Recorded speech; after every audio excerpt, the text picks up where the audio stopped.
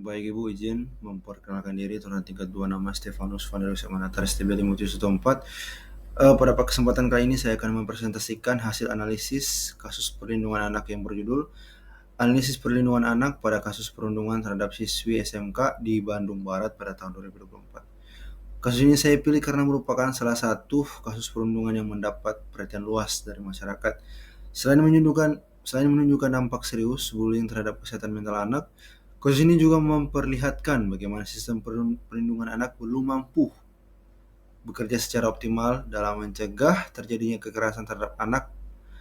Dan melalui presentasi ini, saya akan membahas deskripsi kasus, identifikasi hak anak yang terkait, analisis berdasarkan perspektif perlindungan anak, analisis sistem perlindungan hukum, analisis identifikasi titik kegagalan perlindungan anak, rekomendasi, serta kesimpulan dari hasil analisis yang dilakukan.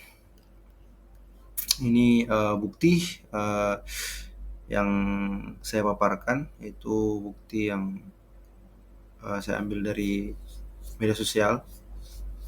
Bisa lihat sendiri Bu, ada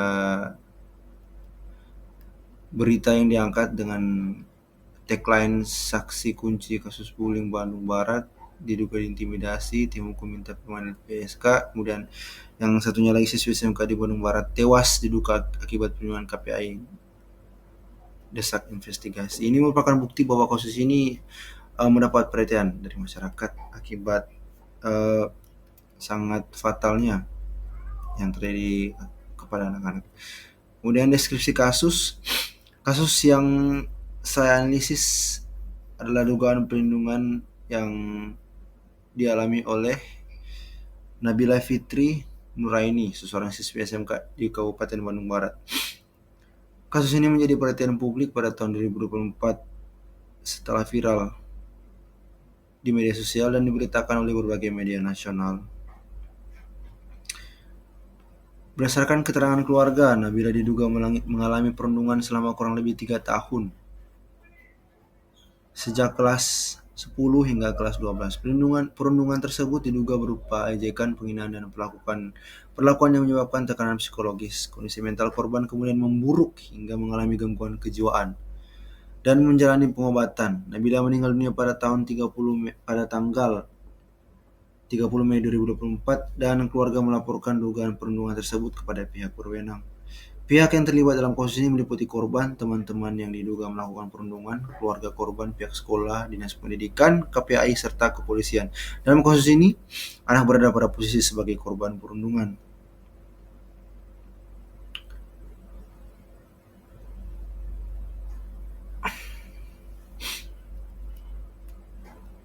Dalam kasus ini, posisi anak adalah sebagai korban yang mengalami dampak langsung dari tindakan perundungan yang terjadi dalam lingkungan pendidikan. Kemudian, identifikasi hak anak. Yang pertama, hak yang seharusnya dipenuhi, hak untuk memperoleh perlindungan dari segala bentuk kekerasan, hak atas rasa aman di lingkungan pendidikan, hak atas kesehatan fisik dan mental, hak untuk tumbuh dan berkembang secara optimal, serta hak memperoleh pendidikan yang layak dan nyaman.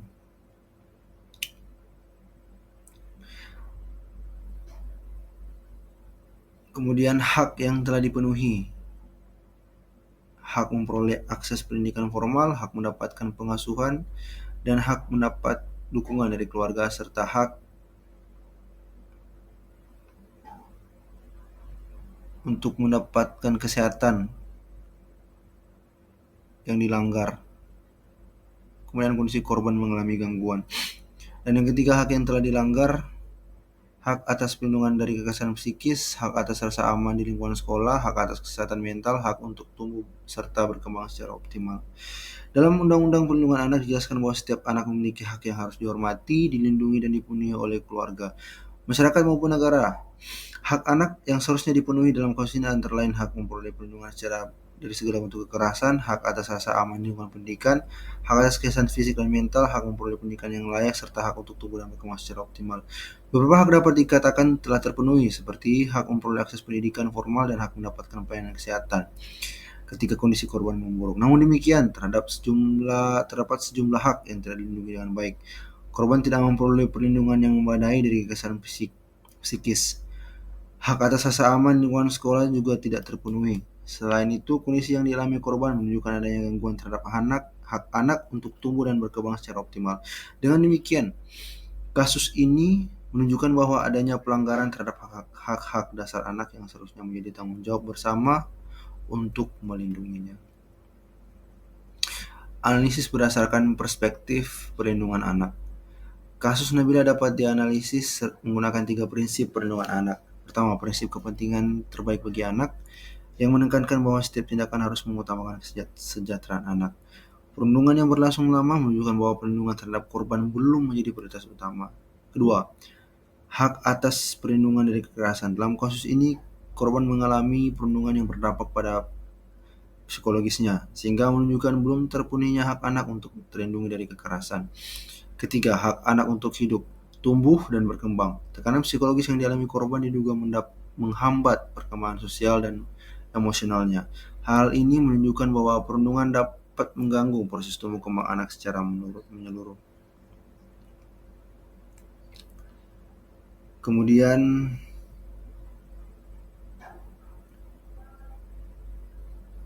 dalam kasus ini, dugaan perundungan berlangsung dalam waktu yang cukup lama. Kondisi tersebut menunjukkan bahwa kebutuhan anak akan rasa aman dan perlindungan belum sepenuhnya terpenuhi atau menjadi perhatian utama.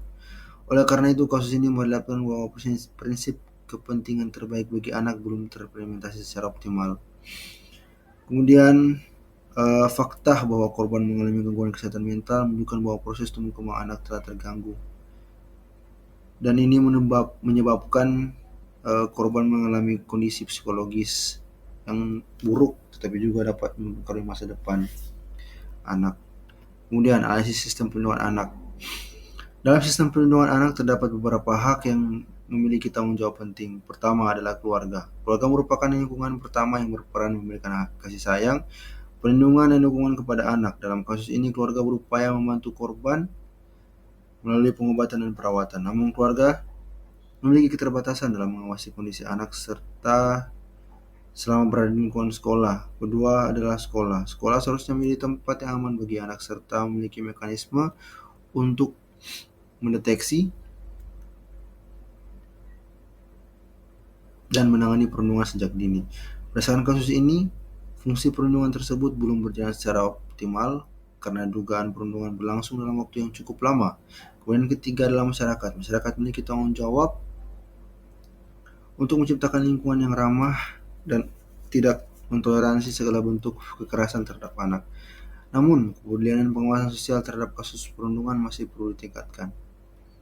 Keempat adalah pemerintah. Pemerintah telah memiliki berbagai regulasi dan program perlindungan anak, akan tetapi kasus ini menunjukkan bahwa implementasi program pencegahan perundungan masih perlu diperkuat. Kelima adalah aparat penegak hukum dan lembaga terkait. Setelah kasus mencuat ke publik, kepolisian menerima laporan dan KPAI mendorong dilakukannya investigasi. Hal ini menunjukkan bahwa fungsi penanganan berjalan setelah kasus terungkap, meskipun aspek pencegahannya belum optimal. Kemudian identifikasi titik gagal perlindungan anak. Berdasarkan analisis yang telah dilakukan, titik kegagalan utama terletak pada tahap pencegahan dan deteksi dini. Dugaan perundungan berlangsung dalam jangka waktu yang cukup lama sebelum memperoleh perhatian publik. Kondisi ini menunjukkan bahwa sistem perlindungan anak belum mampu mendeteksi dan merespons masalah secara cepat. Pihak yang seharusnya dapat membantu mencegah atau meminimalkan risiko terjadinya kasus antara lain sekolah, keluarga, dan teman sebaya, masyarakat, dan lembaga perlindungan anak. Beberapa faktor yang menyebabkan kegagalan tersebut adalah kurangnya pengawasan terhadap interaksi antar siswa, belum optimalnya mekanisme pelaporan perundungan, rendahnya kesadaran mengenai dampak bullying terhadap kesehatan mental anak, serta masih terbatasnya edukasi mengenai kesehatan mental dan perlindungan anak. Rekomendasi. Berdasarkan hasil analisis, terdapat beberapa rekomendasi yang dapat diberikan. Pertama, perlu adanya layanan konseling dan pendampingan psikologis yang mudah diakses oleh anak yang mengalami perundungan. Kedua, sekolah perlu memperkuat program anti-bullying, meningkatkan pengawasan, serta menyediakan mekanisme pelaporan yang aman dan rahasia bagi siswa. Ketiga, keluarga perlu meningkatkan komunikasi dengan anak sehingga perubahan perilaku atau kondisi psikologis anak dapat diketahui lebih awal. Keempat, pemerintah perlu memperkuat implementasi program pencegahan kekerasan di lingkungan pendidikan dan meningkatkan edukasi kesehatan mental bagi anak. Kelima, perlu dibangun kerjasama yang lebih kuat antara keluarga, sekolah, masyarakat, pemerintah, dan lembaga perlindungan anak agar sistem perlindungan anak dapat berjalan secara efektif. Sebagai kesimpulan, kasus Nabila Fitri Nuraini menunjukkan bahwa perlindungan bukan hanya masalah perilaku individu, tetapi juga mencerminkan kegagalan sistem perlindungan anak dalam mendeteksi dan menangani kekerasan sejak dini. Meskipun berbagai pihak memiliki tanggung jawab dalam melindungi anak, fungsi pencegahan dan respons terhadap perlindungan belum berjalan secara optimal, sehingga hak anak atas perlindungan, rasa aman, dan tumbuh kembang tidak terpenuhi secara maksimal. Kasus ini menjadi pengingat bahwa perlindungan anak memerlukan komitmen dan koordinasi yang nyata dari keluarga, sekolah, masyarakat, pemerintah, dan lembaga terkait agar setiap anak dapat tumbuh dan berkembang dalam lingkungan yang aman dan bebas dari segala bentuk kekerasan. Sekian presentasi saya, terima kasih. Wassalamualaikum warahmatullahi wabarakatuh.